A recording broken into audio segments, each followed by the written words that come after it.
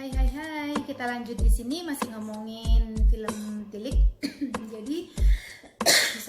Jadi, apa sih awalnya? Bagaimana film itu? Bahwa kita tahu ya, kita udah lihat bahwa film itu berawal dari perjalanan di sebuah truk, dan pasti kalian juga udah bisa mengidentifikasi bahwa budaya mereka itu berasal dari Pulau Jawa karena dari bahasanya yang mereka gunakan.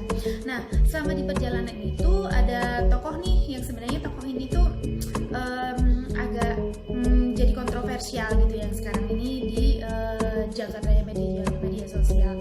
Jadi ada Yuning. Yuning itu salah satunya karakternya itu dia selalu positive thinking gitu. Terus dia selalu membela terhadap berita-berita yang dilontarkan oleh Bu Tejo. Nah, sedangkan Bu Tejo ini identik dengan tukang kompor yang sotoy banget gitu. Dan menurut saya Bu Tejo ini selalu mencari mengorek-ngorek sisik melek atau apa sih namanya, seluk beluk kekurangan dari dia. Nah, siapa Dian? Dian itu konon kabarnya di film ini itu pacarnya si Fikri, dan si Fikri itu anaknya dari Bu Lurah. Nah, siapa Bu Lurah? Bu Lurah itu yang akan dijenguk mereka ini, yang naik truk ini mau nengokin Bu Lurah yang katanya sakit. Nah, di situ ada Yusum. Yusum itu berkerudung coklat yang dia itu orangnya ababil. Kadang ngiyain Bu Tejo, kadang menyangkal Bu Tejo waktu ada orang hamil muntah-muntah kayak gitu. Ternyata kan orang muntah itu tidak identik dengan kehamilan gitu. Nah, di tengah perjalanan itu terjadilah dialog yang intinya tuh Bu Tejo itu menjelek-jelekan Dian gitu. Yang intinya pekerjaan Dian itu tidak benar gitu. Nah, Yuneng ini selalu menyangkal terus bahwa bukan masih berpikir positif terhadap semuanya perkiraannya Bu Tejo ini gitu. Nah, setelah itu di tengah perjalanan baru terucap nih, kasihan kalau Bu Lurah itu hidup sendirian, punya anak sama tawayang aja juga kayak gitu. Sesampainya di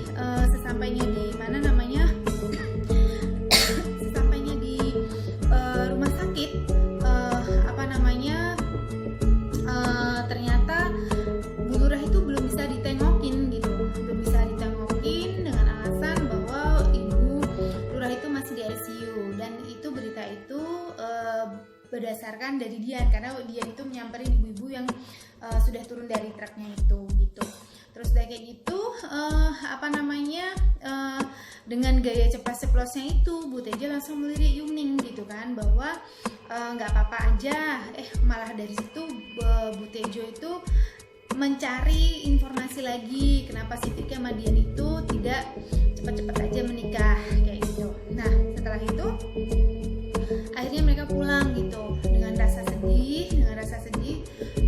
Yuning itu aku salah kalau dia itu punya keinginan baik untuk menengok gitu. Nah, benang masalahnya itu di mana kayak gitu. Karena memang saya ngelihat waktu ngeliat film ini pun gitu juga sedikit agak bingung gitu, karena memang filmnya pendek. Yang satu pertama itu yang bikin saya bingung waktu Bu Tejo pipis di masjid itu, dia bilang kalau Bu Lurah itu sendirian gitu. Nah, sendirian itu kan artinya banyak, sendiri tinggal mati atau sendiri cerai atau seperet gitu. Itu kan different condition gitu kan. Nah, udah kayak gitu si Fikrinya sama dia itu waktu dibilang kapan nikah, mereka sedang lihat-lihatan, dan itu jadi question ke saya gitu. At the end saya nggak tahu, tiba-tiba si dia itu masuk ke dalam mobil, yang mobilnya itu waktu sebelum masuk dia itu kayak tengok seperti ada supaya nggak kelihatan orang gitu kan. Ternyata di dalam itu, ternyata kalau menurut saya itu tuh kayaknya suaminya Bu Lurah. Nah, saya nggak tahu suaminya ini tuh udah cerai atau belum gitu, karena waktu dibilang di masjid itu waktu Bu Tejo ke bus itu bilangnya kan sendirian tuh ya, kita nggak tahu gitu kan. Tapi asumsi saya cerai lah ya gitu, karena di statement itu juga si Dian tuh bilang aku nggak bisa lagi untuk sembunyi-sembunyi. Terus sampai kapan si Fikri bisa nerima kalau mereka tuh mau nikah gitu. Artinya kan mereka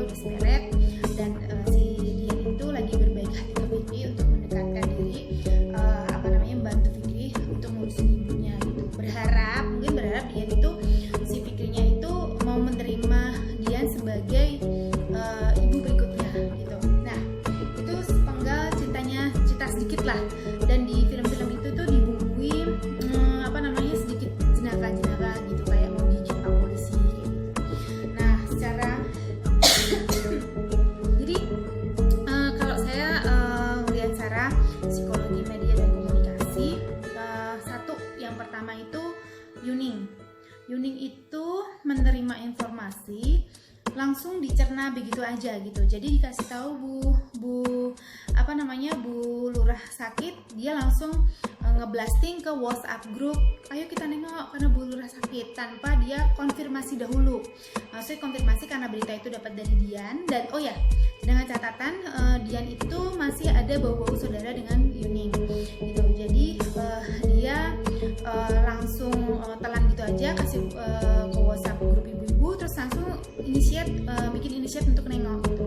Ternyata sampai di tempatnya kan tanpa dikonfirmasi itu tadi, ternyata tuh saat itu boleh ditengok apa enggak, masih diobservasi atau gimana enggak, mereka langsung main tengok gitu aja. Ya mungkin karena balik lagi ke budaya lagi ya, orang Jawa itu khususnya Jawa Tengah itu kan suka, mereka tuh hidup common gitu, berkelompok, kemudian gotong royong itu masih sangat kental kayak gitu.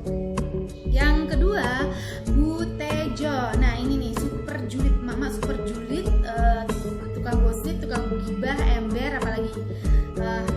Menurut saya Bu Tejo itu amat sangat melek teknologi. Dia update teknologi lewat internet, dia cari-cari informasi dia dari internet, dari Facebook kayak gitu. Dan pada kita tahu dari Facebook, internet itu tidak mempresentasikan realitas sebenarnya gitu. Mungkin yang dilihat waktu itu fotonya nih, lihat sama cowok. Tadi kan tadi udah kita bahas bahayanya kita nggak mengecek lagi informasi yang ada di Facebook atau di media sosial gitu. Dan ternyata kan kita nggak tahu, kita sotoy gitu. Nah dari film kayak gitu, kemudian perilaku dari ibu-ibu yang ada di truk itu, saya sih merefleksikan diri bahwa kita ketika menerima informasi itu, kita tampung dulu, kemudian kita saring, kita cross check kembali sebelum kita dan kita baca ya, pasti kita baca, jangan cuma lihat headline-nya aja, kemudian kita cari sumber lain untuk cross check, baru kita informasikan sehingga berita itu valid gitu. Kemudian atau tidak menjadi hoax. Kemudian yang kedua adalah gunakan media sosial itu yang lebih bakal bermanfaat gitu. Jadi kayak jangan kayak Bu Tejo, dia update mulai teknologi tapi tidak maju menggunakan teknologi. Yaitu tidak majunya itu dia nggak mau cross check lagi, mentah sebar hoax kayak gitu. Terus jadinya komunikasi massa yang terhasut, akhirnya ya kayak gitu, mereka mengiyakan, akhirnya nanti bisa timbul perpecahan. Kemudian kalau saya berada di komunitas itu, saya akan coba, saya tidak akan menengahi, tapi saya mungkin akan berperilaku lebih berperilaku Bu Tejo, udah cross check, saya akan bertanya saja gitu, udah cross check, udah melihat kenyataannya atau belum kayak gitu. Jadi saya lebih mengklarifikasi gitu aja. Jadi saya tidak akan mengiyakan, saya juga tidak akan larut dalam pembicaraan mereka kayak gitu. Intinya seperti itu. Jadi pada dasarnya kita sebagai manusia sosial, kita harus bersosialisasi ya, tapi kita harus pandai-pandai memilih berita, informasi sebelum kita menyampaikan di dunia sosial lagi, karena media sosial itu kan interaksi sosial gitu. Jadi ada interaksi, takutnya nanti kalau ternyata hoax kita nyebarin kayak gitu jadinya tutup